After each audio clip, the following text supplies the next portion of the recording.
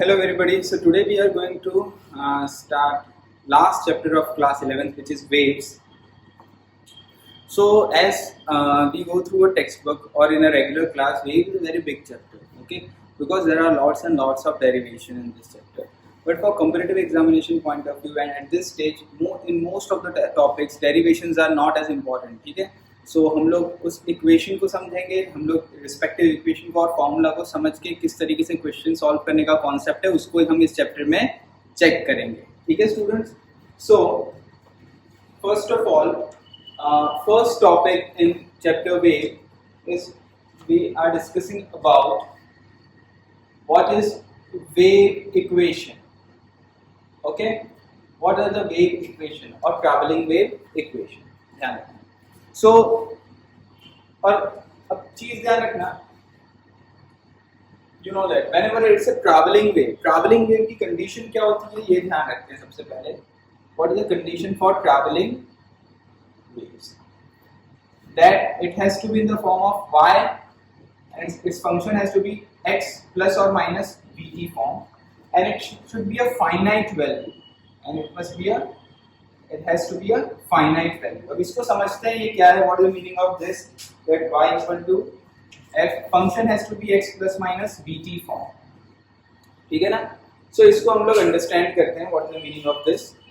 now what is the standard equation which is given in our textbook for wave equation, ठीक है ना? हमारे text book में wave equation क्या given है उसको हम चेक करते हैं। देखो wave equation is y equal to a sin omega t plus minus kx plus minus phi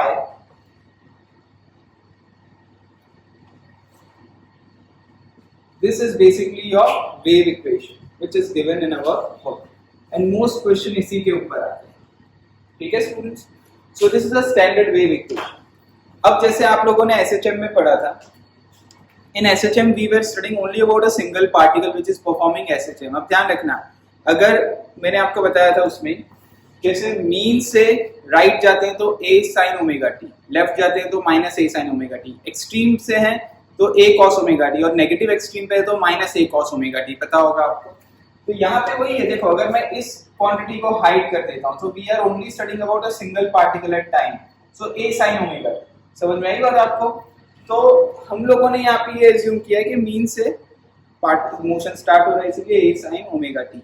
ये इक्वेशन को आप ऐसा भी लिख सकते हो a cos omega t plus minus kx plus minus phi, doesn't make any difference, ठीक है ना? अगर मैं यहाँ पे पाई बाय 2 कर दूं इनिशियल फेज को तो ये cos हो जाएगा simple. So this is your initial phase, this is known as phase, this is known as phase, this is known as initial phase of standard equation, ठीक है ना? you know you must be knowing about the initial phase and everything। यहाँ पे हम लोग क्या करते हैं, डिफरेंट पार्टिकल को एक रिस्पेक्टिव टाइम पे पढ़ते हैं। SHM में क्या करते थे, हम लोग एक ही पार्टिकल को अलग अलग टाइम पे पढ़ते थे। यहाँ पे हम डिफरेंट पार्टिकल को डिफरेंट टाइम पे पढ़ सकते हैं, that is a wave equation, ठीक है ना? That is a wave equation. Now ये वाली इक्वेशन इस कंडीशन को सेटिस्फाई करती है, ये ध्यान रखने का, ठीक है? अब इसमें what is the meaning of this हम लोग चेक करते हैं। देखो अब इसमें दो कंडीशन आती हैं। फर्स्ट, जैसे इस टाइप से इक्वेशन गिवन है a sin omega t plus kx और एक में ऐसा दिया है y equal to a sin omega t minus kx। इसका मतलब वेव जो है वो लेफ्ट डायरेक्शन में ट्रैवल कर रहा है और अगर बीच में माइनस साइन हो that means wave is travelling in positive direction, ये चीज ध्यान रखना है, ठीक है? अगर ऐसी इक्वेशन है that means wave is travelling in left direction, this means wave is travelling in right direction. में इसका डेरिवेशन नहीं करा रहा हूं अभी, ध्यान रखना, ठीक है ना? नो नीड, अगर मैं इसके सारे डेरिवेशन कराने जाऊंगा तो it is approximately 8 to 9 10 12 hours लग जाएंगे, ठीक है ना, कंप्लीट कराने में पूरा टॉपिक। सो हम लोग ऐसी ही प्रैक्टिस क्रैश कोर्स में कर रहे हैं कि हम लोग फॉर्मूला को किस तरीके से एनालाइज करें, ये सिचुएशन समझ में आए। ये इनिशियल फेज है, अगर इनिशियली पार्टिकल, ध्यान रखना इस इनिशियल फेज के बारे में मैं बताता हूँ।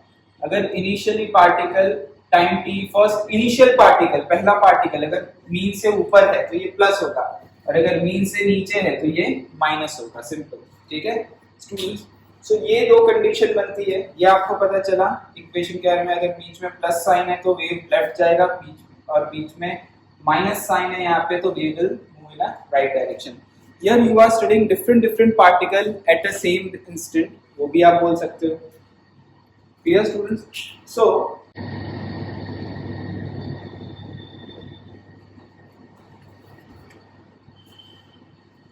So यहाँ पे देखो, यहाँ पे जो ये k है, this k is basically wave vector। यहाँ पे k is wave vector and it is basically defined as 2 pi by lambda. You know omega. Omega is angular frequency. Yeah, omega is basically angular frequency and it is 2 pi by f. ठीक है ना? तो इस formula में and phi is your initial phase. ठीक है students? So hopefully ये equation है, इस पे किस टाइप के क्वेश्चंस आते हैं, वेव इक्वेशन क्वेश्चन, वो देखते हैं। ठीक है, इसका क्या मतलब है वो भी मैं समझाता हूँ। क्लियर? ध्यान देना। देखो, हम लोग को जो डेरिवेशन टेक्स्ट बुक में दिया है वेव इक्वेशन की, वो ये वाली कंडीशन, ठीक है ना? बट मैथमेटिकली ये कंडीशन भी वेव के इक्वेशन के लिए सेटिस्फाइड होती है। ठीक है, अब हम लोग चेक करते हैं कि किस टाइप के हम लोग क्वेश्चंस देंगे। देखो जैसे सपोज आप लोगों को ऐसा एग्जांपल दिया हो, इसमें से क्या क्या क्वेश्चन आपको पूछ सकते हैं। जैसे if your y equal to 3 into, sorry तो मैं थोड़ा सिंपल इक्वेशन, थोड़ा अच्छा इक्वेशन बना देता हूँ आपको तो इजी रहेगा। y equal to 10 into sine pi 0.001 into x minus 2t।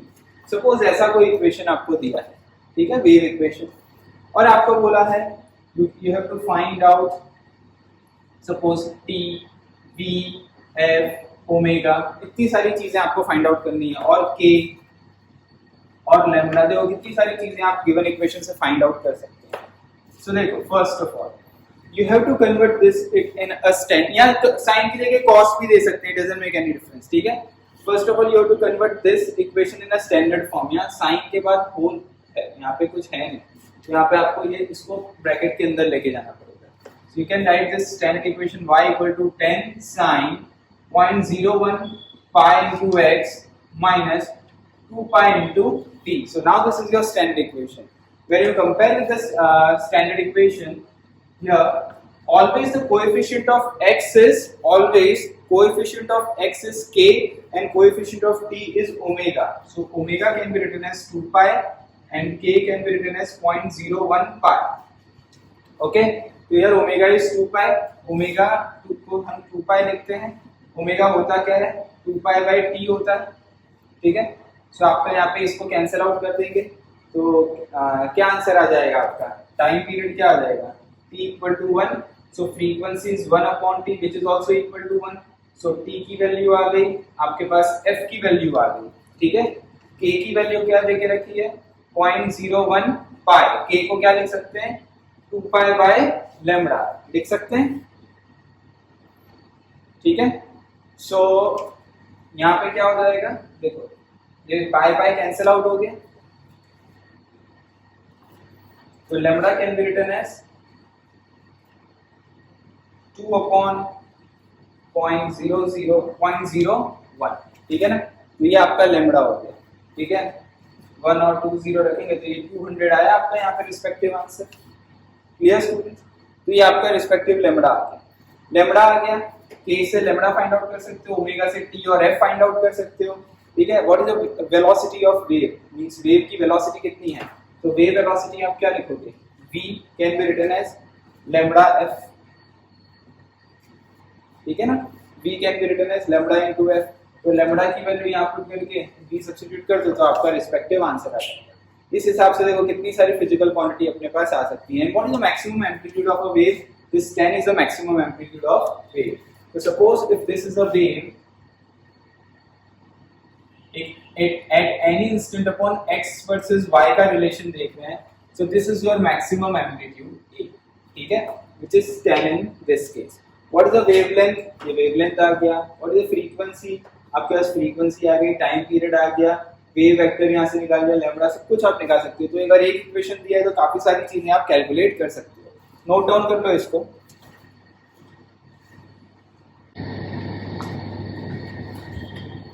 अभी देखो मैं एक चीज और समझाता हूँ यहाँ पे, ध्यान देना। जैसे कि अगर आपको मैं ये स्टैंडर्ड इक्वेशन है, सपोज एक एग्जांपल ही समझाता हूँ। एक स्टैंडर्ड इक्वेशन है y equal to a sin omega t minus kx। So this is a standard equation. Minus sine indicate that this wave is travelling in right direction, ठीक है। So it can be written as a sin, ये क्या लिखेंगे 2 pi by t into t minus 2 pi by lambda into x। 2 pi bye 2 pi common निकाल लो। देखो a sin, अगर आप 2 pi common निकालोगे तो ये t, क्लियर। और इस t को आप क्या लिख सकते हो, f लिख सकते हो। 1/t को फ्रीक्वेंसी लिख सकते हैं, माइनस x बाय लैम्बडा, ठीक है। अब यहां से लैम्बडा कॉमन निकालो तो देखो 2a sin पाई होल लैम्बडा, तो ये क्या हो जाएगा, लैम्बडा इंटू f हो जाएगा। Lambda into f t minus x, ठीक है ना, ठीक है। What is lambda into f? Lambda into f is v, velocity, minus x। तो ये देखो फंक्शन, ये जो फंक्शन है ये vt माइनस x के फॉर्म में, समझ में आई बात आपको, vt माइनस x के फॉर्म में है। सो ये चीज बता रहा है कि ये फंक्शन जो है ये vt माइनस x का, माइनस x या प्लस x का फॉर्म है। ध्यान रखना ये x और t के बीच में अगर माइनस साइन है तो वेव राइट साइड जाएगा, प्लस साइन है तो वेव लेफ्ट साइड जाएगा। इसीलिए ये इक्वेशन इसको सेटिस्फाई करती है, ये चीज हमेशा ध्यान रखना, ठीक है ना। ये वाली इक्वेशन इस वेव को सेटिस्फाई करती है, ठीक है। सो ये जस्ट आपकी इंफॉर्मेशन के लिए है, इसको हम धीरे धीरे आगे पढ़ते जाएंगे, इसका मतलब क्या है, क्लियर। सो अब देखो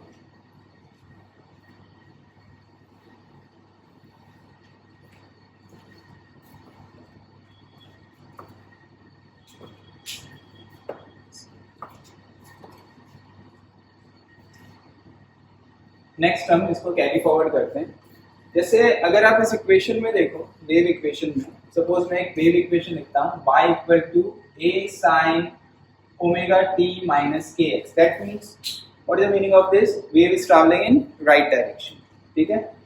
आप ओमेगा t माइनस kx के लिए kx माइनस ओमेगा t भी लिख सकते हो, ठीक है। ओमेगा t माइनस kx का मतलब क्या होता है, देखो सुनना ध्यान से। x इक्वल टू 0 कर लोगे तो पहला पार्टिकल, x इक्वल टू 0 पे फर्स्ट पार्टिकल होता है। अगर फर्स्ट पार्टिकल को मैं स्टडी करता हूं तो उस, अगर x इक्वल टू 0 पुट कर दूंगा तो ये इक्वेशन बन जाएगा। That means first particle mean से टाइम स्टार्ट करोगे आप यहाँ पे तो SHM, मतलब पहला पार्टिकल, सब पार्टिकल SHM ही करते हैं वेव में, तो पहला पार्टिकल मीन से ऊपर जा रहा होगा, फिर मीन पे आएगा, फिर नीचे जाएगा। अगर मैं kx माइनस ओमेगा t करूंगा, समझ में आई बात आपको। देखो जैसे अगर मैं y equal to a sin kx minus omega t करूंगा और मैं अगर x को 0 पुट कर दूंगा तो sin माइनस ओमेगा t होगा। दैट मींस पहला पार्टिकल मीन से ऊपर नहीं जा रहा होगा, नीचे जा रहा होगा, यही डिफरेंस है। But wave is travelling in right direction, clear. So ये चीज आप ध्यान रखना। अब सपोज ऐसा मैंने इक्वेशन लिखा है, that means time and x both are variable, so there are two variables है and you have to do a partial differentiation. क्योंकि दो वेरिएबल है तो एक को कांस्टेंट इमेजिन करना पड़ेगा और डिफरेंशिएशन करना पड़ेगा। तो देखो ध्यान देना, करली y बाय करली t में करता हूं। What is differentiation of y with respect to t? It is known as v, velocity. This v is known as a particle velocity. आप एक रिस्पेक्टिव पार्टिकल को पढ़ रहे हो बिकॉज आपने यहाँ पे x को कांस्टेंट इमेजिन कर लिया है। x कांस्टेंट मतलब पार्टिकल का पोजीशन कांस्टेंट, मींस आप एक ही पार्टिकल को पढ़ रहे हो, आप n number of particle in waves को नहीं पढ़ रहे हो। तो इसका डिफरेंशिएशन क्या हो जाएगा, a cos omega t minus kx, sine का cos डिफरेंशिएशन और ओमेगा t का चेन रूल लगाएंगे तो omega, so a omega cos omega t minus kx आएगा। So what is the maximum velocity of particle according to this? जैसे SHM में पढ़ा था, a ओमेगा ही आया मैक्सिमम वेलोसिटी ऑफ पार्टिकल, ठीक है ना, because maximum value of cos is 1 और -1, so maximum particle velocity is plus or minus a omega, अब अगर आप इसका differentiation with respect to y x करते हो, y का differentiation with respect to x करते हो, तो क्या हो जाएगा साइन का, बोलो cos omega t minus kx, और x के साथ किया तो ये इसका डिफरेंशिएशन क्या होगा minus k, so minus k, ठीक है। This is nothing but a slope, you know that dy by dx is slope, means यहाँ पे curly y by curly x, that is nothing but a slope, ठीक है। एक ये condition आती है। सो यहाँ पे एक फॉर्म बनता है, what is wave velocity, wave velocity, ठीक है। Wave velocity is basically defined as v equal to omega by k, this is wave velocity, it is defined as omega by k, ठीक है। सो अब अगर मैं इन दोनों का रेशियो लूं, ये इक्वेशन 1 है, ये इक्वेशन 2 है, इन दोनों का रेशियो लूं तो क्या होगा, देखो curly y by curly t the whole upon curly y by curly x equal to minus omega by k, बराबर। रेशियो लूंगा तो सब कैंसिल आउट हो जाएगा, सिर्फ माइनस ओमेगा बाय k बचेगा। What is curly y by curly t equal to minus omega by K into curly y by curly x, ये equation बनी, ठीक है। अब इस पे किस टाइप से क्वेश्चन आते हैं वो देखते हैं, देखो तो ये मैं रब कर देता हूँ, ठीक है ना, ये सब आपने नोट डाउन कर लिया होगा, वेव कंडीशन भी लिख दी है सब कुछ, देखो। सो अगर हम इसको ऑब्जर्व करें तो ध्यान देना आपको इसके ऊपर कैसे क्वेश्चंस आएंगे।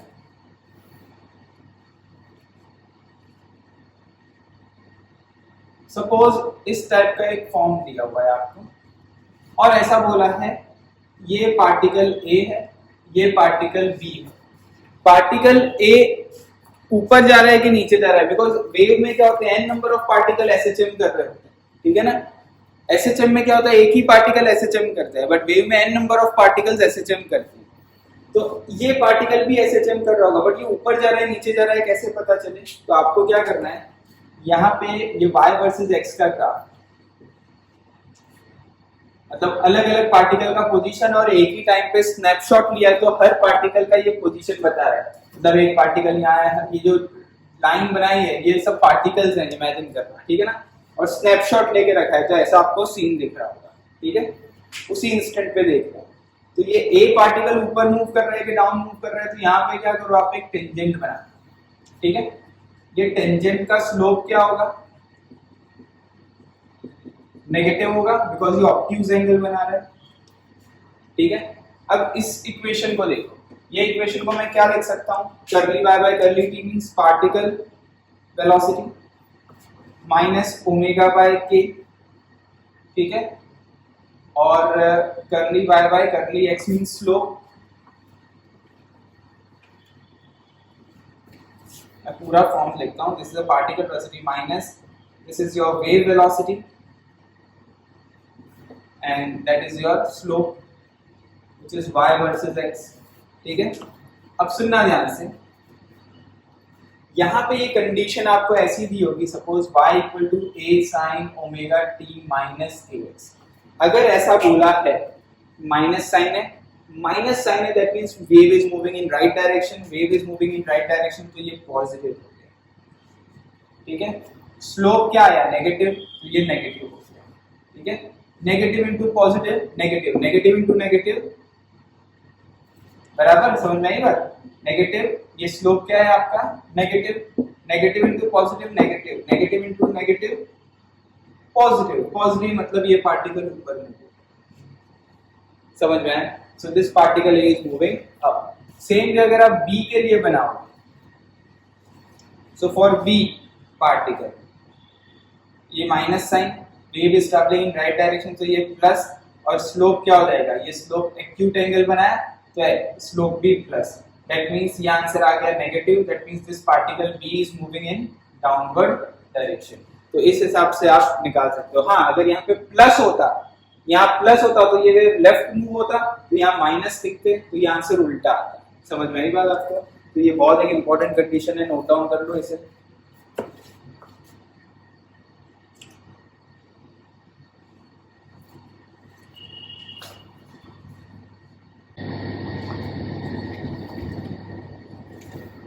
ना देखो ये एग्जांपल देखा हम लोगों ने। अब यहाँ पे कंडीशन भी डिराइव होती है।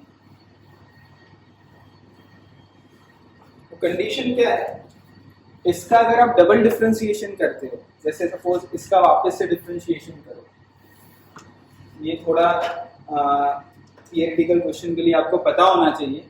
देखो curly square y by curly t square, तो क्या हुआ, कॉस का differentiation minus sine omega t minus k x, ठीक है, और ओमेगा का वापस ओमेगा, तो ये ओमेगा स्क्वायर हो गया यहाँ पे, ठीक है।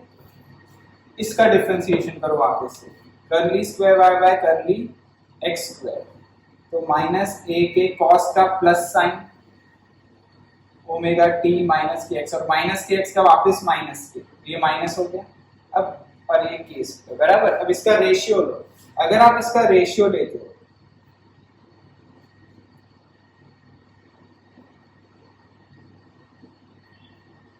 तो ये आंसर आएगा।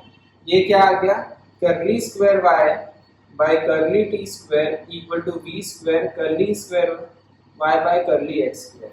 This is a wave equation.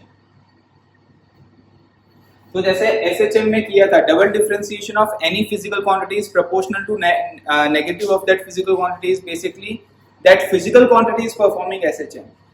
अगर double differentiation of y with respect to t square is equal to some constant here which is constant square v square equal to curly square y by curly x square, then that is a wave equation.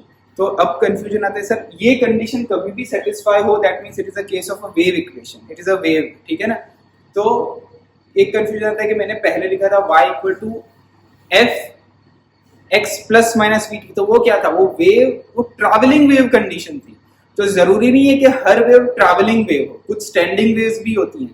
तो ये differentiate करता है कि कौन सा travelling wave है और कौन सा स्टैंडिंग वेव है, ठीक है।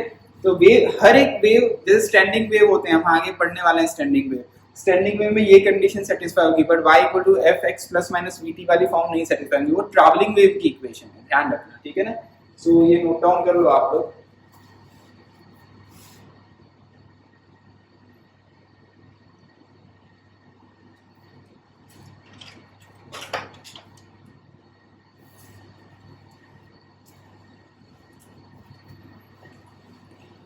Now, in wave equation, देख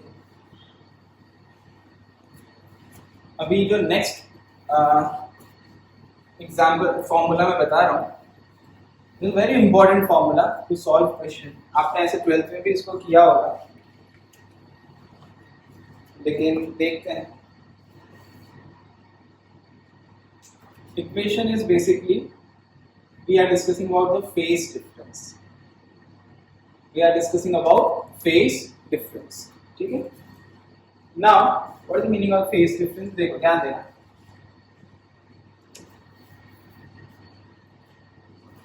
इसमें दो इक्वेशन बनती है, first phase difference and time difference, and second phase difference and path difference, ठीक है। Phase difference and time difference, phase difference and path difference. इसकी जो फॉर्मूला आती है that phase difference is 2 pi by T into delta T, clear. और phase याद करना आसान है, phase difference is 2 pi by T, तो यहाँ डेल्टा टी, पाथ में क्या हो जाएगा 2 pi by lambda into delta x, clear. अब क्या है यहाँ पे देखो, here we are observing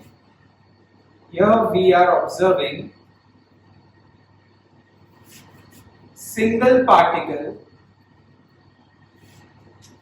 at two different time. Here we are observing single particle at two different time, और here we are observing different particle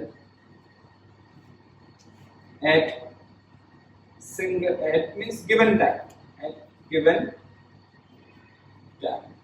So ये दोनों equation में फर्क है, क्लियर स्टूडेंट। पहले इस फॉर्मूला को लिख लो, फिर मैं इसका एक एक क्वेश्चन बताता हूँ आपको।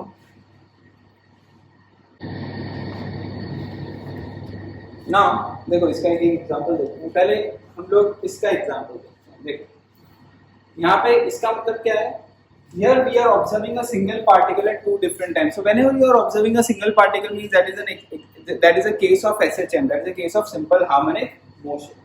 ठीक है। So अगर सपोज मैं आपको ऐसा क्वेश्चन दूं, find time taken by particle to move from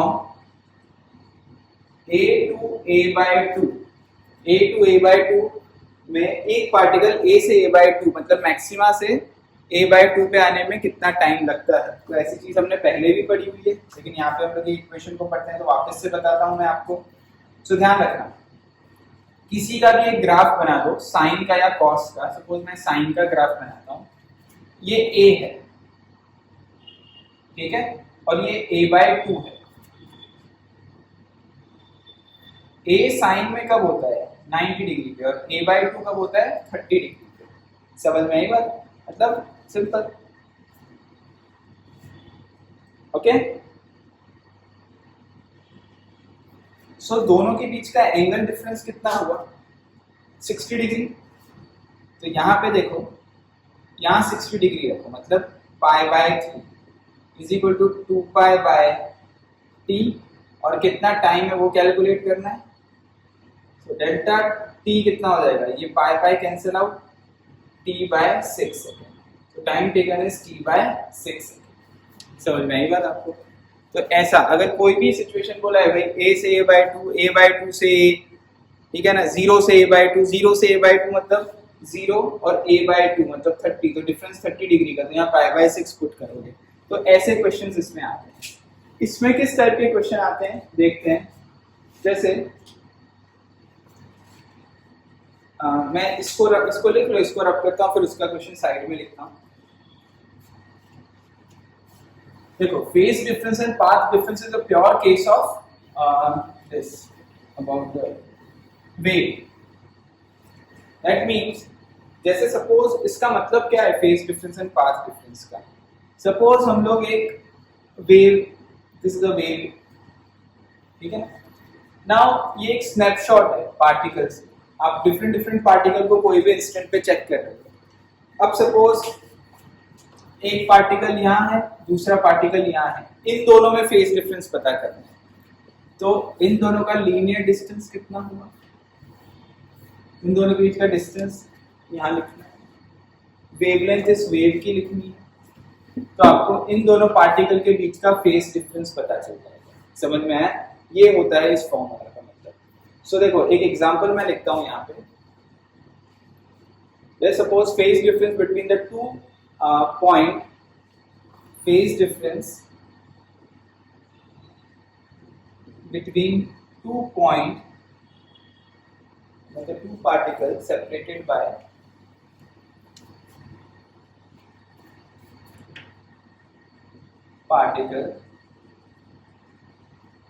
separated by 0.8 meter and 0.8 meter and having the frequency of suppose for example 0.8 meter and having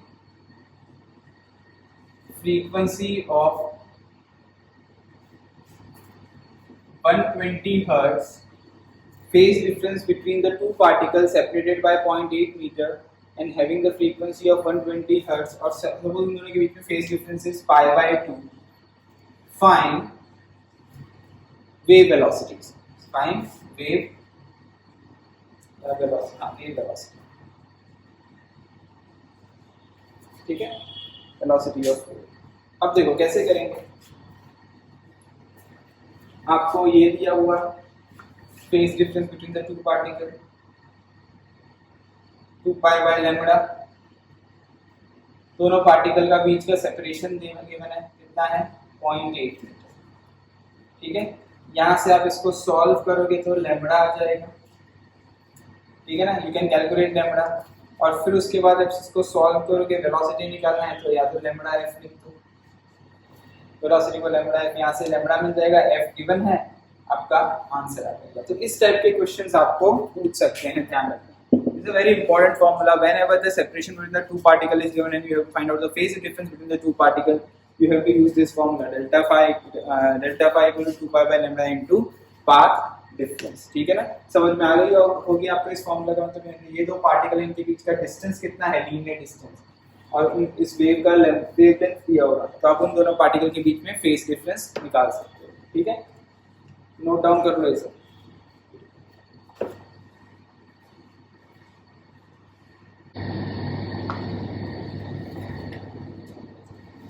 Now students, next topic about the wave equation in a wave is speed of wave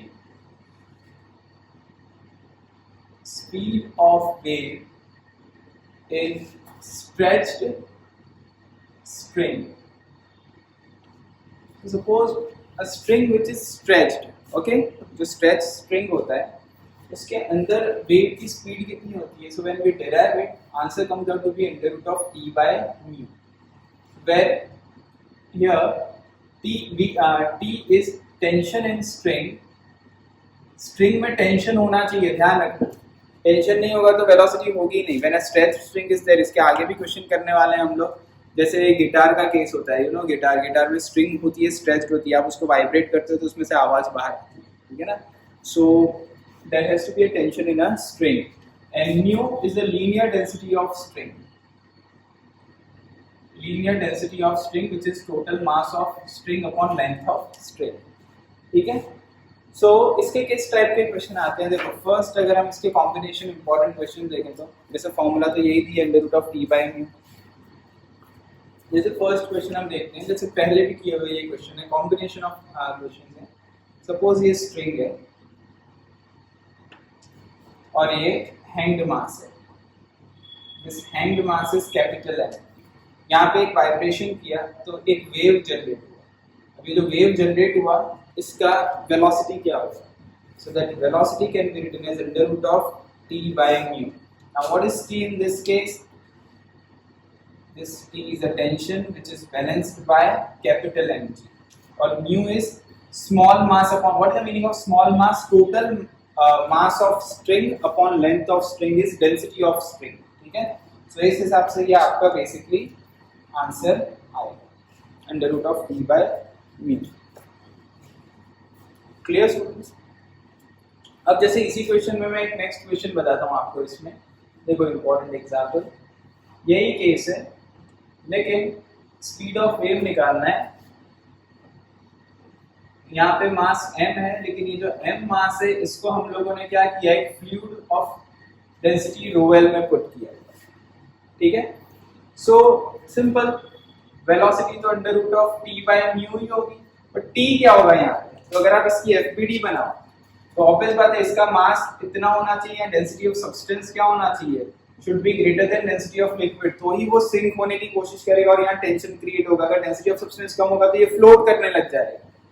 ठीक है. सो यहाँ पे क्या होना चाहिए FBD में, यहाँ tension, यहाँ पे mg, और ऊपर क्या लगना चाहिए, अपथ्रस्ट लगना चाहिए. So tension plus upthrust is balanced by weight mg. Tension is equal to mg minus upthrust ρl whole volume into g. What is capital mg minus ρl whole volume का आप क्या लिख सकते हो. ठीक है. हाँ सर.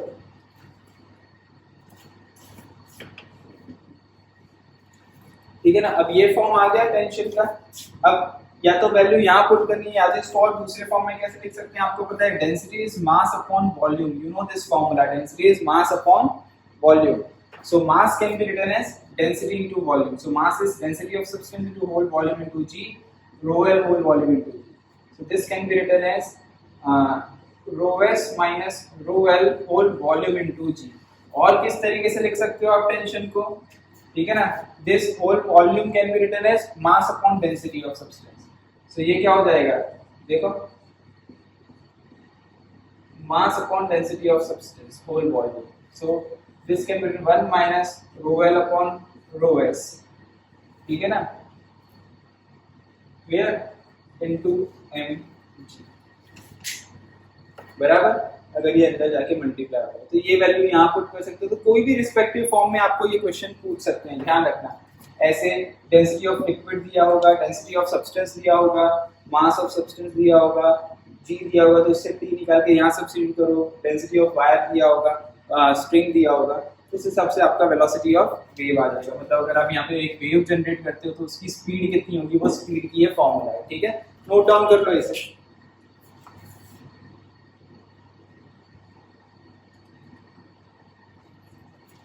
क्लियर? अब देखो जैसे नेक्स्ट और एग्जांपल मैं बताता हूँ आपको।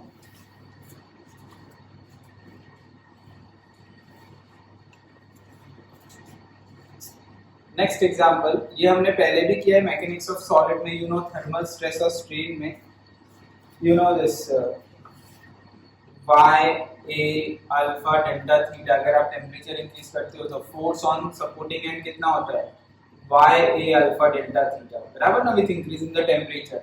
सो वही यहाँ पे टेंशन होगा T which is equal to F, और अगर आप यहाँ पे वेव जनरेट करते हो तो वेव की स्पीड क्या हो जाएगी, under root of T by mu. T क्या है, y a alpha delta theta by mu. तो ये भी एक अच्छी सी फॉर्मूला जनरेट हो जाती है, ध्यान रखना। ये सब लिंक्ड टॉपिक है, ऐसी कॉम्बिनेशन ऑफ क्वेश्चंस आपको पूछ सकते हैं, ठीक है। दूसरा नेक्स्ट क्वेश्चन का भी मैं डेरिवेशन नहीं करा रहा हूँ, फॉर्मूला याद रखना है आपको, सिंपल वे में याद करने का तरीका भी बता देता हूँ मैं आपको। देखो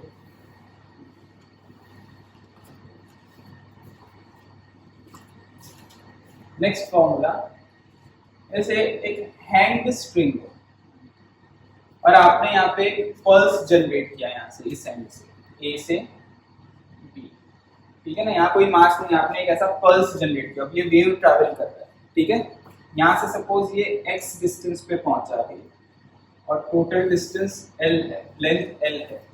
तो what is the velocity of this pulse और wave at this point, it is under root of gx।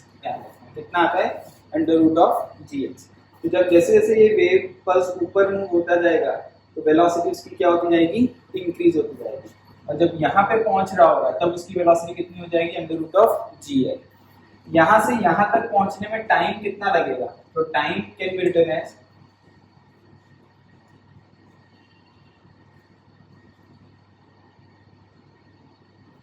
Under root of l by g, ठीक है ना, ये फॉर्मूला आता है। अदरवाइज x ही लिख सकते हो आप, यहाँ से यहाँ तक का टाइम x है, लेकिन टोटल टाइम कितना लगा इस पल्स, यहाँ पे आपने एक पल्स को जनरेट किया, ये पल्स को यहाँ से यहाँ पहुंचने में कितना टाइम लगा, तो under root of l by g।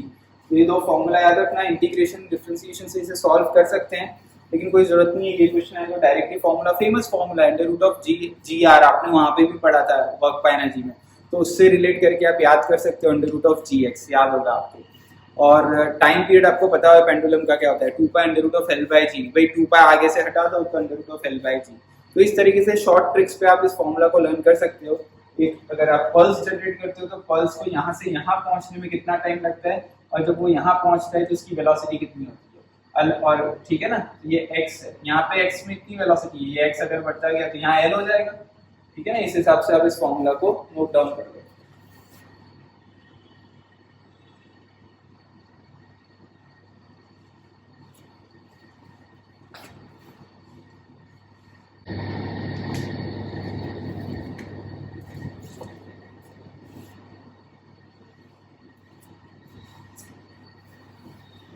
Now next topic,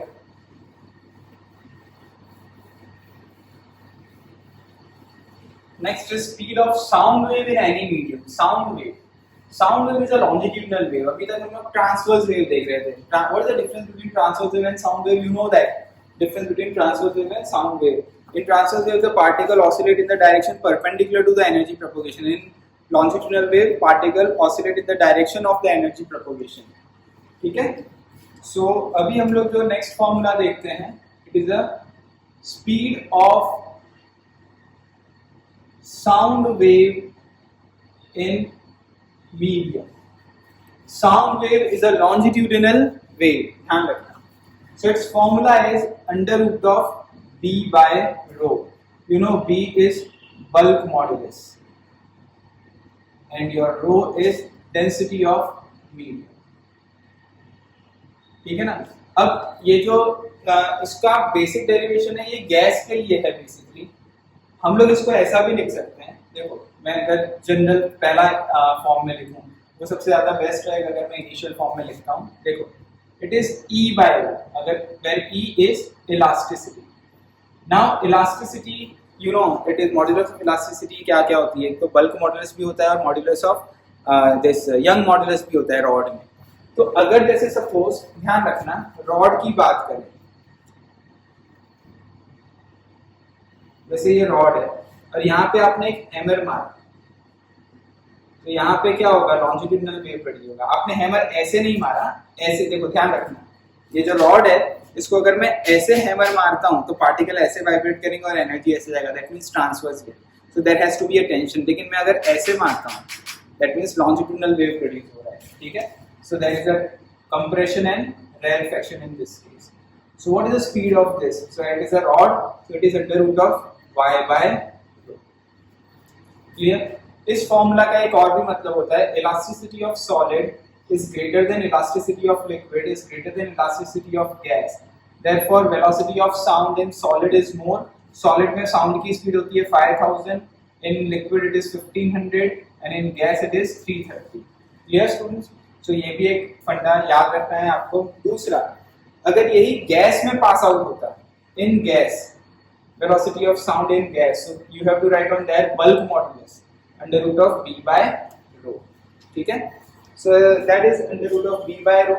तो यहाँ पे आती है उसके बाद that v equal to under root of b by rho is velocity of sound wave in a medium। so यहाँ से फॉर्मूला आती है first Newton formula. Newton has assumed that when sound travel in air, sound will propagate in air, it is an isothermal process. It is an isothermal process. So that V can be written as, for isothermal process you know that B equal to P, आपको पता है ये मैंने mechanics of solid में बताया था आपको, B equal to P for isothermal process, ठीक है ना। B equal to P for isothermal and B equal to gamma P for adiabatic process। Okay, so इसका जो आंसर आता है एटमॉस्फेरिक प्रेशर और डेंसिटी ऑफ एयर आप डालोगे अप्रॉक्सीमेटली तो 280 मीटर पर सेकंड आता है, which is actually less than the velocity of sound in air, ठीक है ना, which is basically less than velocity of sound in air. Then ध्यान रखना सेकंड, इसके बाद आया इसका करेक्शन हुआ which is Laplace correction. Laplace ने ये करेक्ट किया, when sound propagate in air it is an adiabatic process, it is an adiabatic process। if it is an adiabatic process then V can be written as under root of gamma P by rho। okay, now what is the value of gamma, it is 1 plus gamma is equal to 1 plus 2 by F or it is Cp by Cv। तो मैंने यहाँ F इसीलिए लिखा है क्योंकि अगर मान लो velocity of sound in monoatomic पूछा है तो F को 3 पुट करोगे, डायटमिक है तो 5 पुट करोगे। नॉर्मली यहाँ जो सराउंडिंग है ऑक्सीजन है तो डायटमिक गैस है, इसलिए F को 5 पुट करते हैं, ठीक है ना। मोनो एटमिक गैस के में पूछा हो कि sound travel in helium gas तो F को 3 पुट करके गामा निकाल के यहाँ सब्स्टिट्यूट करना है, ध्यान रखना है। So V equal to under root of यहाँ पे गामा और under root of P by rho की तो वैल्यू 280 है, so it approximately gamma is for diatomic gas. ये डायटमिक गैस के लिए F की वैल्यू कितनी होती है 5 पुट करोगे तो जो आपका रिस्पेक्टिव उसके बाद आंसर आएगा that comes out to be approximately 332 metre per second. So this was a Laplace correction। The assumption which was done by Laplace was correct that whenever sound travel in air it is an adiabatic process। इसको note down कर लो, फिर आगे इसके examples बताता हूँ।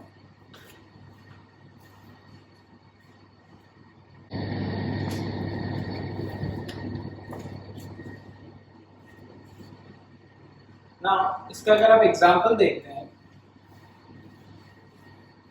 It is gamma P by rho।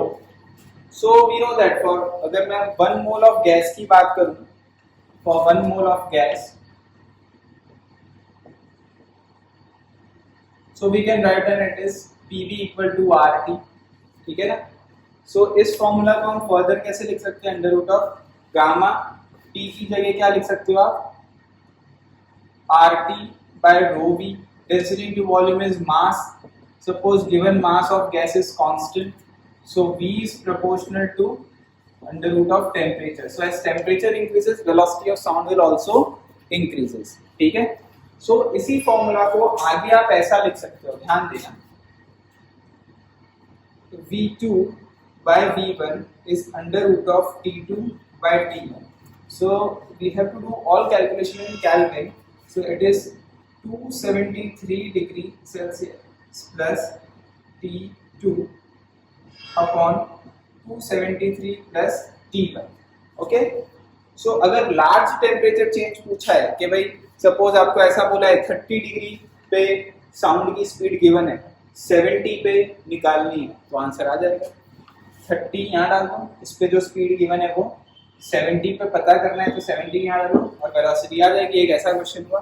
दूसरा question क्या हुआ, जैसे ये वाला एग्जांपल याद रखो. V1 is equal to 332 at T1 equal to 0 degree Celsius. Okay? Clear? At T1 equal to 0 degree Celsius. तो यहाँ 0 डालोगे, यहाँ 332 डालोगे, तो V2 आएगा आपका V2. ठीक है?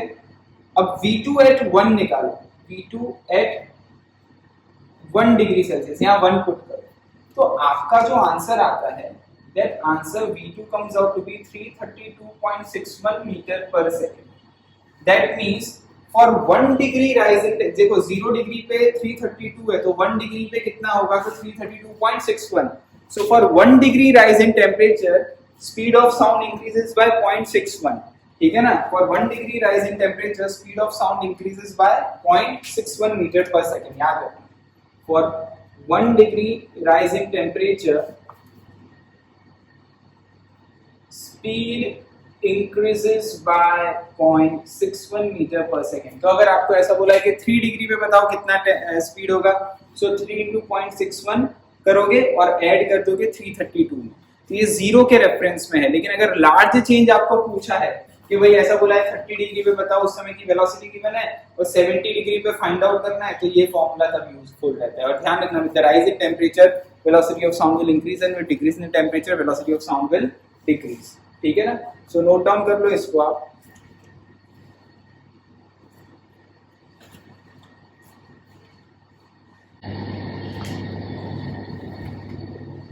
Now next is principle of superposition. So you have also studied this principle in 12th class also. That is about an interference. So तीन टाइप आते हैं principle of superposition में जो हमको पढ़ने हैं. फर्स्ट तो है इंटरफेरेंस. इंटरफेरेंस आपको 12th के टॉपिक में पढ़ाएंगे, वेव ऑप्टिक में. ये कब होता है? When adding wave which differ in phase. If you add two waves which differ in phase, then the phenomena formed is known as interference. Second, beats. Adding wave which differ in frequency is basically beats. And third is standing wave. Standing waves. Adding wave which differ in direction. So ये तीन phenomena है. अभी हम लोग beats और standing waves पढ़ेंगे. ठीक है? सो इसको नोट डाउन कर लो. ठीक है? सबसे पहले हम लोग बीट पढ़ते हैं. सबसे पहले हम लोग बीट्स पढ़ेंगे और उसमें किस टाइप से क्वेश्चन है वो देखेंगे. देखिए, फर्स्ट टॉपिक इज बीट्स.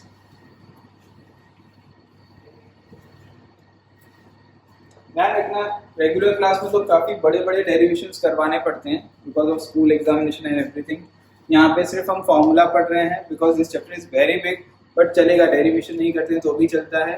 हम लोग को फॉर्मूला और उसके क्वेश्चन को समझना है. That's it. ठीक है ना? Crash course. So main topic is the beat.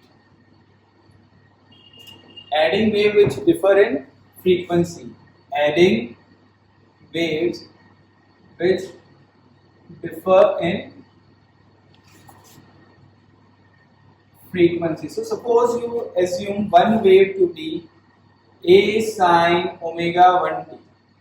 ठीक है ना, we are assuming that two waves superimposed at a single point, that point x equal to 0. So omega t minus kx, तो x 0 हो गया तो omega t बचा, लेकिन उसकी फ्रीक्वेंसी ओमेगा 1 है. सो इसको हम ऐसा लिख सकते हैं a sin 2 pi f1 into t and second is a sin 2 pi f2 into t. So final जो beat frequency आती है after derivation, that beat frequency comes out to be f1 minus f2, but this should be less than, this difference should be less than 10 hertz. Otherwise अगर ये 10 hertz से ज़्यादा होगी तो आपको सुनाई नहीं देगा. ठीक है ना, क्लियर, ये चीज़ ध्यान रखना है बिकॉज ऑफ एको फिनोमेना जो होता है. बिकॉज ह्यूमन अगर बीट फ्रीक्वेंसी 10 से ज़्यादा होगी तो जो टाइम पीरियड होगा, जो बीट पीरियड होता है, बीट पीरियड क्या होगा, beat period is t1 upon f1 minus f2. तो ये 0.1 सेकेंड से कम होगा. अगर ये 0.1 सेकेंड से कम होगा तो आफ्टर रिफ्लेक्शन जो साउंड आपके ईयर को, ह्यूमन ईयर परसिस्टेंस 0.1 सेकेंड होता है. 0.1 सेकेंड के बाद पहले जो साउंड आती है ह्यूमन ईयर उसको निग्लेक्ट कर देता है. ठीक है ना, ये आपने क्लास 9th में साउंड में पढ़ा होगा ह्यूमन ईयर परसिस्टेंट, या आप बायो के स्टूडेंट्स हो तो आपको ये पता होगा human ear persistent is 0.1 second. ठीक है ना, सो ये इसीलिए ये फ्रीक्वेंसी डिफर 10 से कम होना चाहिए. ठीक है, तो ये ध्यान रखना. सो ये फॉर्मूला है बीट की, बीट फ्रीक्वेंसी की f1 माइनस f2. सो बीट हर्ड होता है, बीट होता क्या है, आपको कंटिन्यूसली एक हाई टोन सुनाई देगा और फिर एक टोन लो हो जाएगा, फिर वापस एक हाई टोन सुनाई देगा. टोन हाई होगा, फिर लो होगा, फिर हाई होगा, फिर लो होगा, फिर हाई होगा. टोन बोलते हैं ना, टोन, आवाज एकदम तेज आएगी फिर लो हो जाएगी, तेज आएगी फिर लो हो जाएगी, ऐसा. तो वो एक तेज आना फिर लो होना और फिर तेज आना, तो उस ड्यूरेशन को बोलते हैं, उसका वो फ्रीक्वेंसी को बोलते हैं बीट फ्रीक्वेंसी. और वो टाइम, उस पीरियड को क्या बोलते हैं, बीट पीरियड क्या हो जाएगा, t is 1 upon f1 minus f2. You know the time period, time taken to complete one oscillation is time period. तो ये हो जाएगा 1 upon f1 minus f2. अब इसके क्वेश्चन कैसे होते हैं वो नोट डाउन करो, देखो.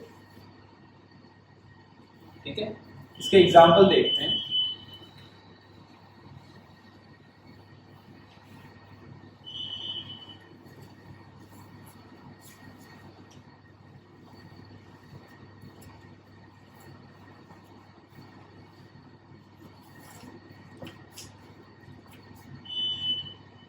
देखो इसका एक एग्जांपल मैं बनाता हूँ.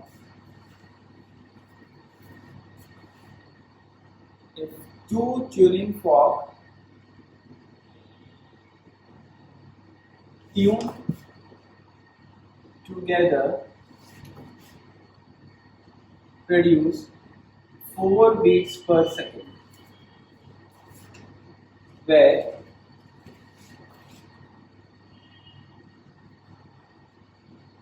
frequency of fork A is 200 Hz and fork B is unknown.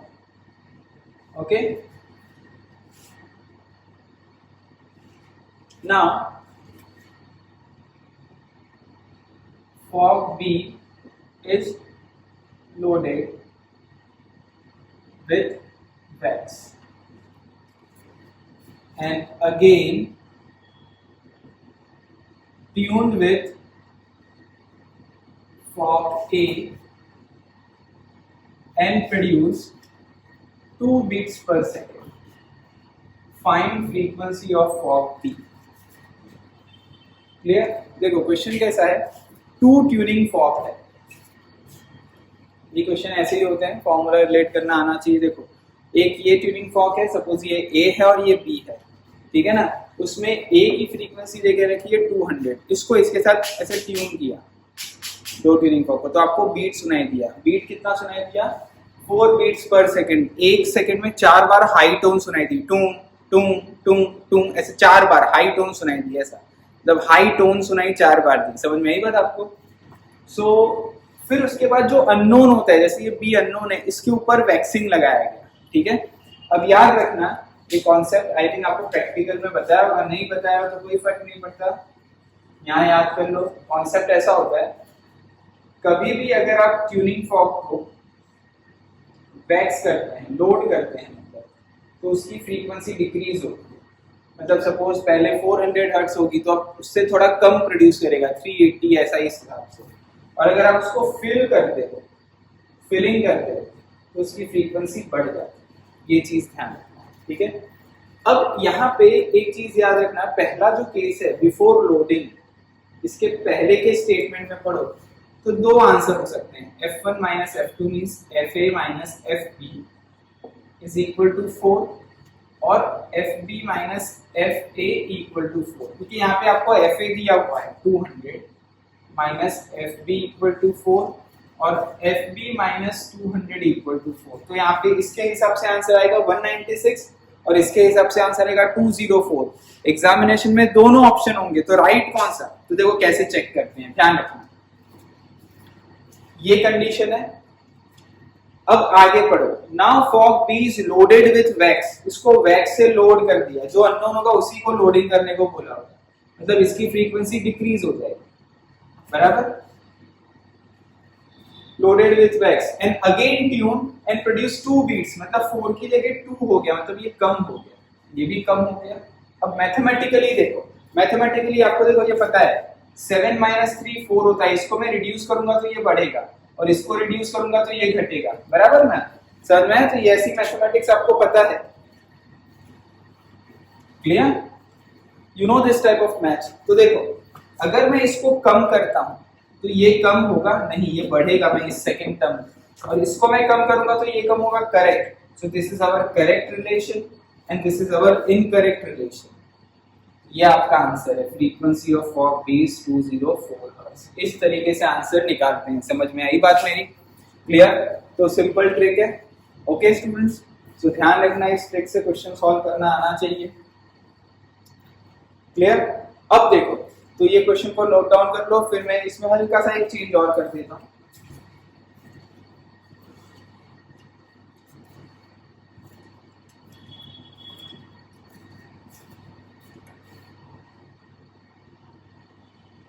अब ध्यान देना, जैसे फॉर एग्जांपल मैं इसमें क्या, नेक्स्ट एग्जांपल, ठीक है ना, मैं होप करता हूं आपने लिख लिया।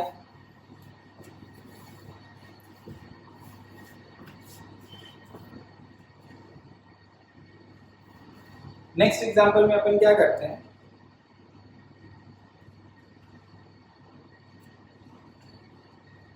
इसमें क्या था,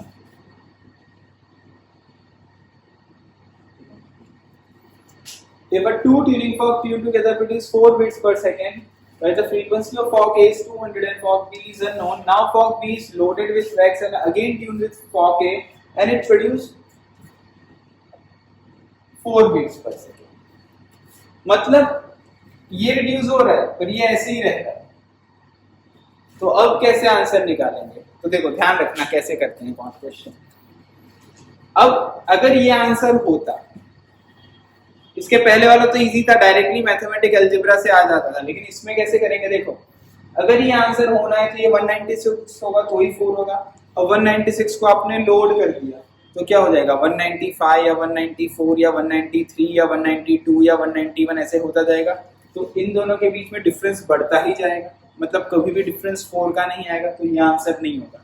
और यहाँ देखो ये कितना होना चाहिए कि 4 आएगा, 204। तो अब इसको वापस लोड किया तो 203 हो सकता है, 202 हो सकता है, 201 हो सकता है, 200 हो सकता है, 199, 198, 197, 196 हो सकता है। वापस ये 196 हो जाएगा। अगर एक 196 है और एक 200 है और दोनों को ट्यून करेंगे तो फ्रीक्वेंसी जनरेट होगी, बीट जनरेट होगा, इसीलिए ये आंसर है, ये आंसर नहीं है। मतलब इसका भी आंसर क्या आ जाएगा आपका 204 हर्ट्ज। मतलब FB आपका 204 हर्ट्ज होगा और आप इसे लोड करोगे तो ये 196 हो जाएगा।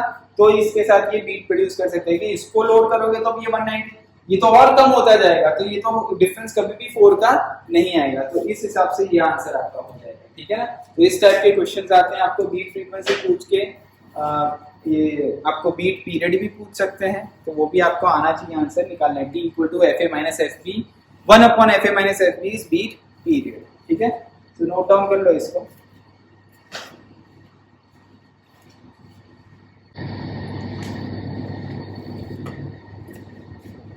Now, next topic is standing wave or a stationary wave.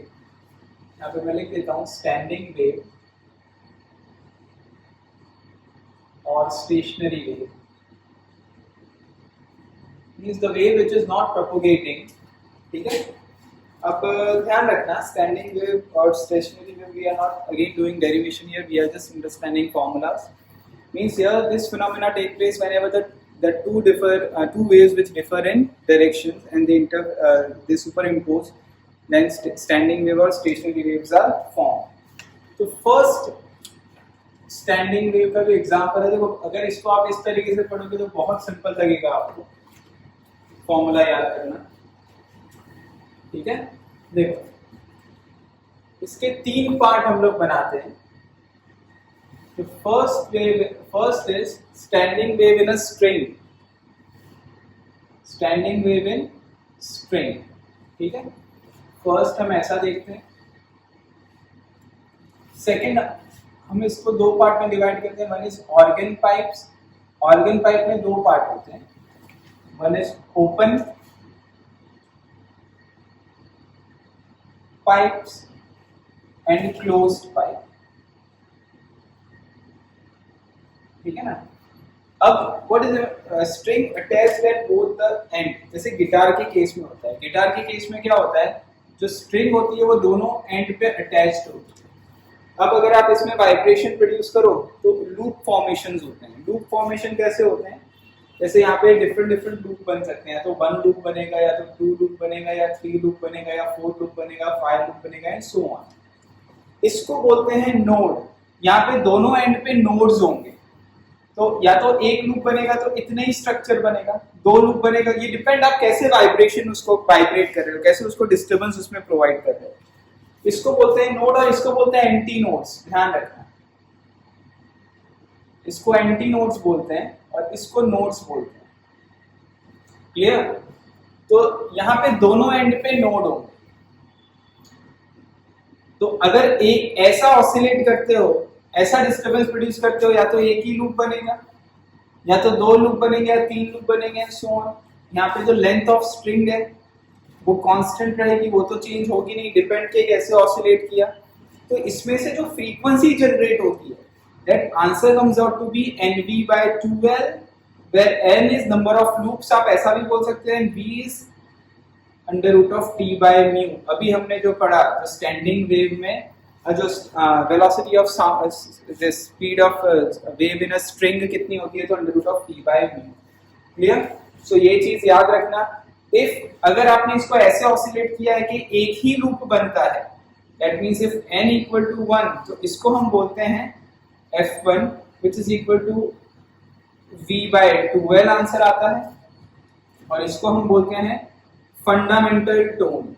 क्या बोलते हैं? Fundamental tone. और फर्स्ट हार्मोनिक, फंडामेंटल टोन बोलेंगे या फर्स्ट हार्मोनिक बोलेंगे।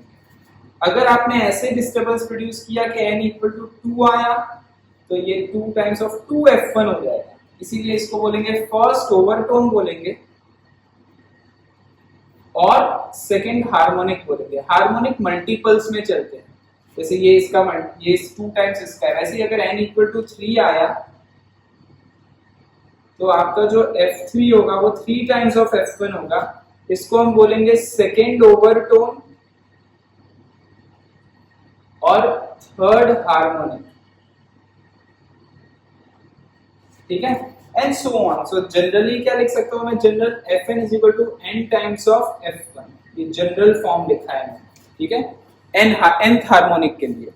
तो यहाँ पे एक चीज याद रखना आप लोग, यह गिटार के केस में होता है, दोनों एंड पे स्ट्रिंग अटैच्ड होती है।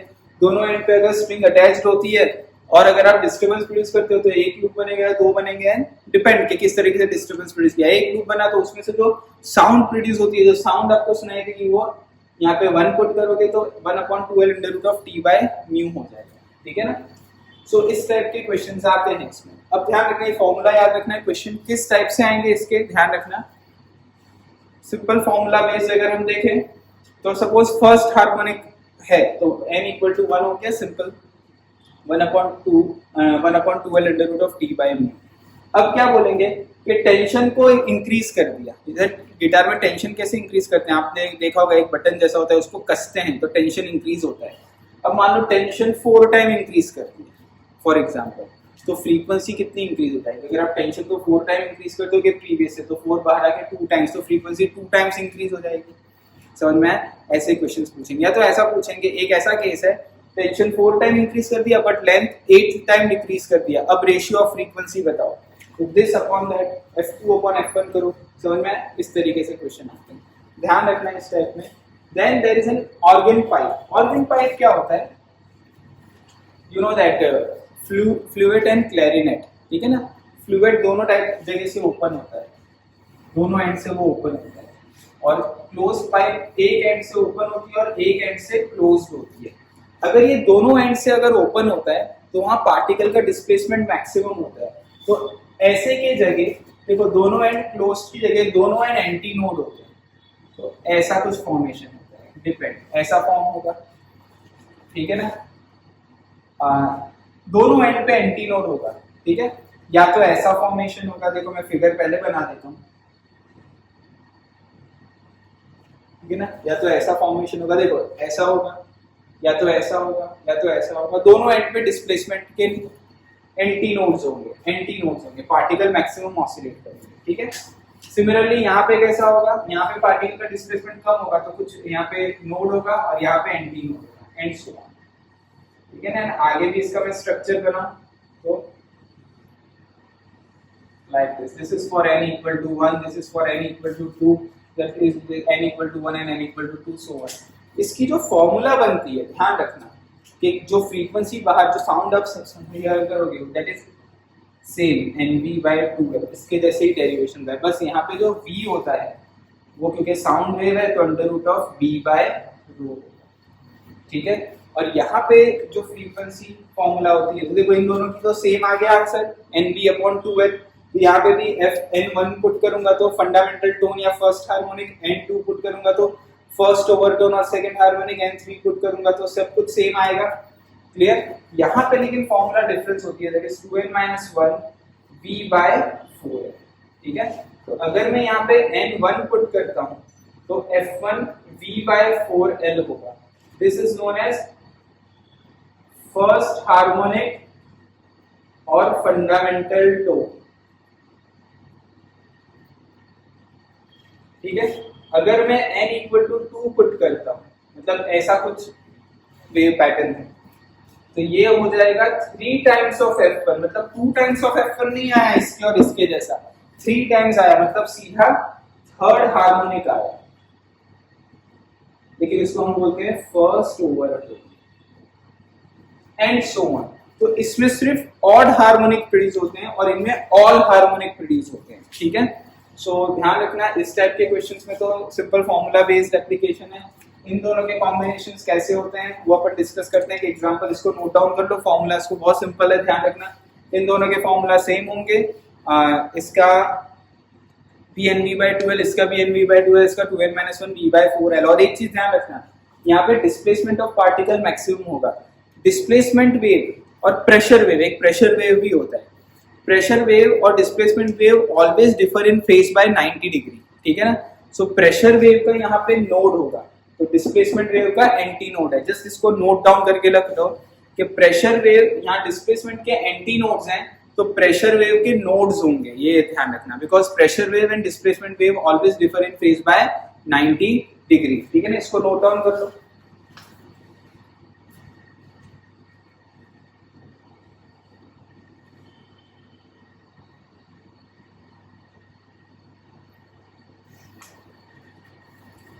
अब देखो इसका एक एग्जांपल बताऊं। इनका तो मैंने आपको बताया किस टाइप से टेंशन चेंज करेंगे, लेंथ चेंज करेंगे एंड सो ऑन, ठीक है?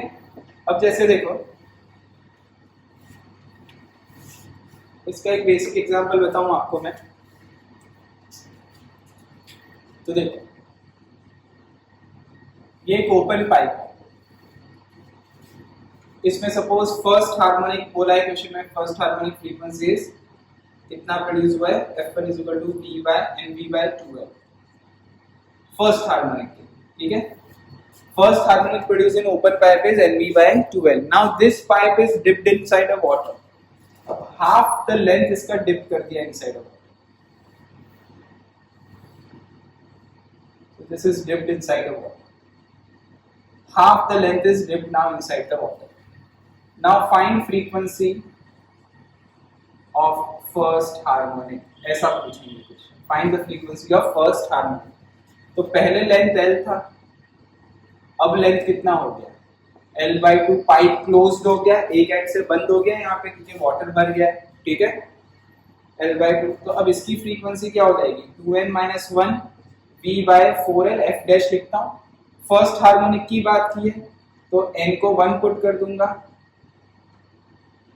-1 V/4 और L को L/2 पुट कर दूंगा बिकॉज लेंथ हाफ हो गया, because half it is dipped inside it. तो ये कितना आ जाएगा बताओ? V/2L. इसके कितने ही आया? F dash equal to F. Same answer. तो आपके जो ऑप्शंस होंगे वो F के टर्म में होंगे, इसके टर्म में. समझ में आई बात आपको?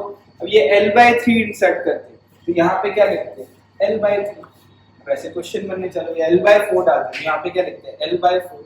अगर सपोज समझ में आएगा बात आपको तो इस टाइप से क्वेश्चन इसमें पूछ सकते हैं. नोट डाउन कर लो इसको.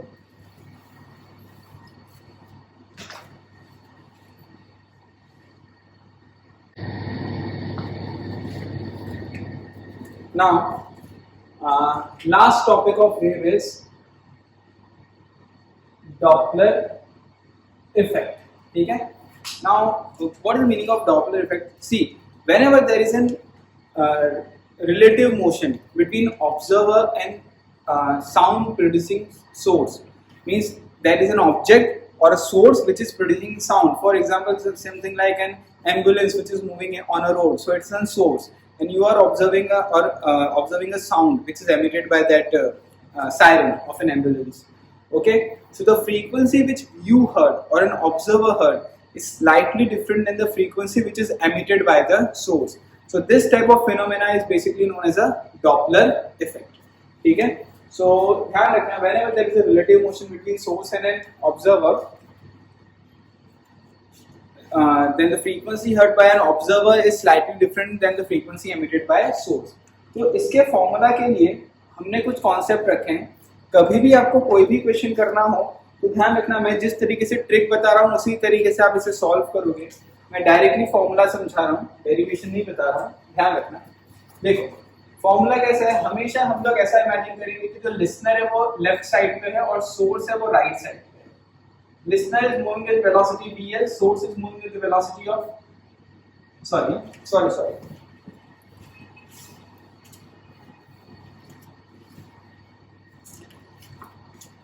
Listener जो है वो लेफ्ट साइड पे है, सोर्स जो है वो राइट साइड पे है. Listener and source. Listener is moving with the velocity of VL, source is moving with the velocity of VS. V is velocity of sound which is positive in all directions. Velocity of sound wave which is positive in all direction. So अगर listener right जा रहा है, ये right जा रहा है तो plus, लेकिन ये लेफ्ट जा रहा है तो माइनस, इस तरीके से हम एज्यूम करते हैं. और अगर ये कंडीशन लेते हैं तो frequency heard bye a listener FL upon V plus VL is equal to frequency emitted by source V plus VS. ये फॉर्मूला अपनी जनरेट होती है. ध्यान रखना. तो ये कंडीशन है क्वेश्चन सॉल्व करने के लिए डॉपलर इफेक्ट. ठीक है ना? VL is the velocity of listener, VS is the velocity of sound, VS is the velocity of source, V is the velocity of sound, FL is the frequency heard by a listener and FS is the frequency emitted by a source. For example, ये अगर ambulance से siren है, siren में से आवाज बाहर आ रही है, साउंड बाहर आ रहा है, तो उसकी क्या फ्रीक्वेंसी है? FS. और सुन कौन रहा है? लिसनर. वो कौन सी फ्रीक्वेंसी हर्ड कर रहा है? FL. ठीक है ना? सो ये अब देखो वेलोसिटी ऑफ सोर्स 0 कर दो, इसको रेस्ट पे कर दो, इसको रेस्ट पे कर दो, तो ये 0 हो जाएगा, VD कैंसिल आउट हो जाएगा. तो फ्रीक्वेंसी जो सायरन एमिट करेगा लिसनर उसी को हर्ड करेगा, कोई स्लाइटली डिफरेंस फ्रीक्वेंसी नहीं होगी. सो जो भी कंडीशन है ये अपना क्वेश्चन सॉल्व करने का कॉन्सेप्ट है, याद रखना. इसका कॉन्सेप्ट है सॉल्व ए क्वेश्चन. अब ध्यान रखना, जैसे अगर आपको ऐसा दिया हो कोई भी एग्जाम्पल, हम अब एग्जाम्पल देखते हैं. ठीक है? Source and listener are moving away from each other, ऐसा लिखा है. Source and listener are moving away from each other, तो क्या करोगे? तो आप बोलोगे अच्छा लिसनर को तो मैं लेफ्ट में ही रखूंगा और सोर्स को मैं राइट में ही रखूंगा। अब दे आर मूविंग अवे, जब लिसनर यहाँ जा रहा है तो सोर्स यहाँ जा रहा है। सो मैं अब फॉर्मूला पुट करो, Fl upon V minus VL is equal to Fs upon V plus Vs। Okay, for the frequency heard by listener, ये फ्रीक्वेंसी उसको हर्ड होगी। समझ में आई बात आपको? सेम अगर ऐसा बोला है listener and source are moving toward each other, that means they are moving toward each other। so listener यहाँ मूव हो रहा है, सोर्स भी उसके पास मूव हो रहा है। लिसनर को लेफ्ट में रखा, सोर्स को राइट में रखा, मतलब आंसर क्या आएगा? FL V प्लस VL, क्योंकि ये राइट डायरेक्शन है बट ये लेफ्ट डायरेक्शन है, सो Fs upon V minus Vs, ये आंसर आएगा। This is the frequency heard by listener. Hopefully आपको ये समझ में आ रहा होगा, ठीक है? तो ये शॉर्ट ट्रिक है, कॉन्सेप्ट ये है क्वेश्चन सॉल्व करने के, और क्वेश्चन कैसे सॉल्व करते हैं नोट डाउन करो, फिर आगे देखते हैं फास्ट।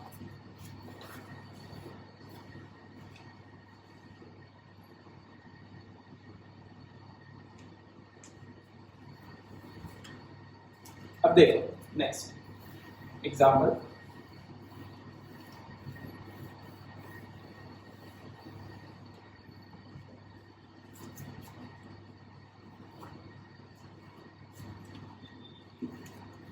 नेक्स्ट और टिपिकल एग्जाम्पल देखते हैं।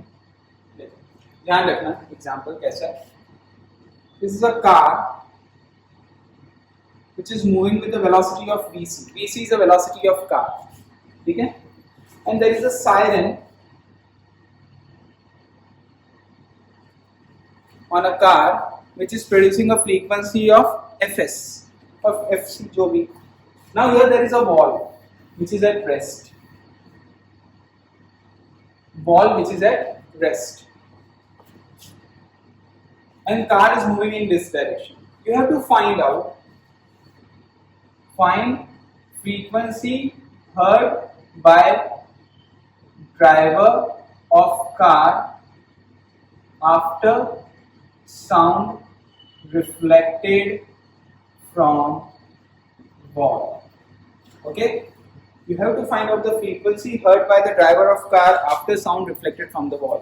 मतलब ये कार में एक ड्राइवर है, उसने क्या किया, हॉर्न कब से ये siren heard by driver of car after sound reflected from the wall, वो कब से ये अपनी खुद की तो फ्रीक्वेंसी सुन ही रहा है, तो सायरन से डायरेक्ट आ रही है, और एक क्या हो रहा है यहाँ जा रहा है और फिर रिफ्लेक्ट होके आ रहा है, तो रिफ्लेक्शन वाली फ्रीक्वेंसी पता करनी है। अब देखो पहले केस में इसको दो पार्ट में डिवाइड करेंगे। फर्स्ट केस में तो जो साउंड है वो किसके पास जा रहा है? वॉल के पास, तो वॉल को लिसनर इमेजिन करो। फर्स्ट वॉल को क्या करो? लिसनर इमेजिन करो, तो वॉल इज योर लिसनर, और कार वॉल के पास जा रहा है तो कार सोर्स हो गया। तो what is the frequency heard bye wall? Wall के पास कौन सी फ्रीक्वेंसी गई? वॉल लिसनर है तो FW, वॉल तो रेस्ट पे है तो V, कार उसके तरफ जा रही है, सोर्स है, सोर्स उसके तरफ जा रहा है, मतलब frequency emitted by this source, ठीक है? ये सायरन जो फ्रीक्वेंसी एमिट कर रहा है, या कार जो फ्रीक्वेंसी एमिट कर रही है, FC लिख देता हूं अपॉन V माइनस VC, हो गया फॉर्मूला सिंपल। सो वॉल ने क्या हर्ड किया होगा? वॉल के पास कौन सी फ्रीक्वेंसी गई होगी? ये वाला गया होगा फ्रीक्वेंसी। अब सेकंड केस में क्या करोगे? अब वॉल के पास से ये फ्रीक्वेंसी रिफ्लेक्ट होके आ रही है, मतलब wall is your source now, और लिसनर कौन है? वहां से ये फ्रीक्वेंसी आ रही है FW, वॉल नहीं आ रहा है, फ्रीक्वेंसी आ रही है, और कार आपका वहीं जा रहा है। अब कार के अंदर जो ड्राइवर है वो लिसनर हो गया, ठीक है ना? सो what is the frequency heard by the driver of a car? V plus VC, और ये वहां से frequency emitted by the wall कितना है? FW upon V। इसकी कोई वॉल की स्पीड तो है नहीं, बस अब इस फॉर्मूला को इसमें पुट करो, ड्राइवर को क्या हर्ड होगा, आपका आंसर आ जाएगा। इस तरीके से आंसर निकालना आना चाहिए, ठीक है ना? अब इसमें एक और क्वेश्चन भी पूछते हैं, सुनना। इसने एक फ्रीक्वेंसी जनरेट की, वो फ्रीक्वेंसी F जो भी है सायरन की फ्रीक्वेंसी, तो ड्राइवर को वो डायरेक्टली सुनाई दी और एक रिफ्लेक्ट होके आके सुनाई दी। अगर उन दोनों में फ्रीक्वेंसी डिफरेंस लेस देन 10 है तो ड्राइवर को बीट सुनाई देगा, तो आपको बीट का भी क्वेश्चन पूछ सकते हैं। तब आपको इसकी फ्रीक्वेंसी और इसकी फ्रीक्वेंसी का सब्ट्रैक्शन करना है तो बीट बोलेंगे। This are the concept to solve questions. Note down कर लो इस क्वेश्चन को भी।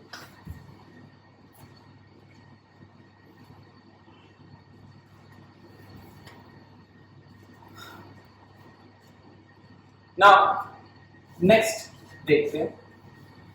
देखो हम लोग ने ये क्वेश्चन 1D में लिखा है, लिसनर एंड सोर्स 1 डायमेंशन, लेकिन 2 डायमेंशन में हो तो क्या करने का है, देखो उसको ट्रांसवर्स डॉपलर इफेक्ट, क्या बोलते हैं, ट्रांसवर्स डॉपलर इफेक्ट।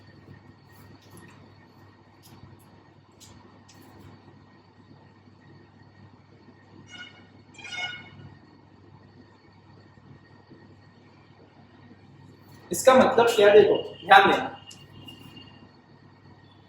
एक सोर्स है ऐसे मूव हो रहा है कंटिन्यूसली फ्रॉम पॉइंट ए से बी पे चला गया, this is point C which is centre, listener is standing here, velocity of listener is 0। अब यहां पे देखो 3 लाइन बनती है, one centre, one like this and one like this, as this formula is there for 1D, तो 1 line पे ही देखना होगा। देखो अब सोर्स की वेलोसिटी vs गिवन है, ये एंगल सपोज थीटा है, vs गिवन है, ठीक है ना, ये एंगल भी थीटा है, clear.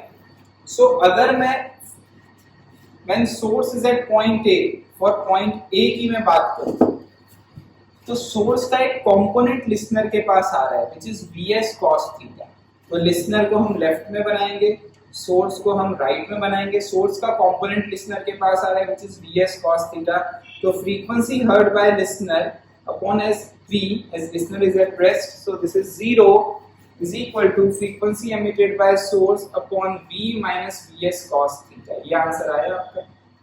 At this time frequency heard by listener is this, when source is at point A तो FL A लिख देता हूँ मैं, ठीक है।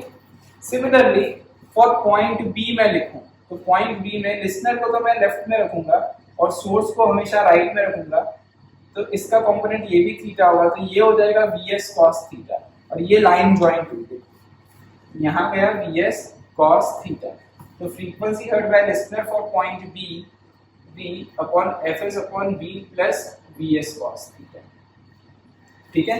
अब इसमें सबसे इंपॉर्टेंट आता है, एग्जामिनेशन में बहुत बार पूछा हुआ है, about a point C, at this point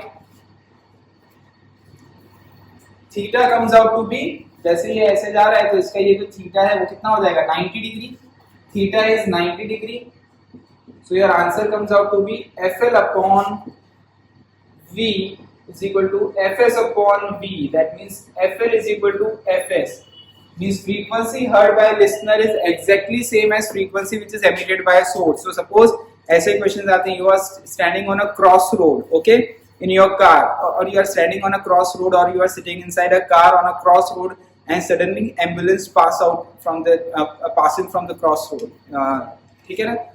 What is the frequency heard by an observer when an ambulance is completely perpendicular to this listener, ठीक है ना, ये completely perpendicular to the listener होगा, तब frequency heard by listener is exactly same as the frequency emitted by a source। ये बहुत important question है, note down करके रखना, ठीक है इसका, तो ये ध्यान रखो। तो इस हिसाब से मैंने ट्रांसवर्स डॉपलर इफेक्ट भी आपको समझाया है, क्लियर स्टूडेंट्स। सो होपफुली आपको ये पूरा टॉपिक समझ में आ गया होगा, ठीक है।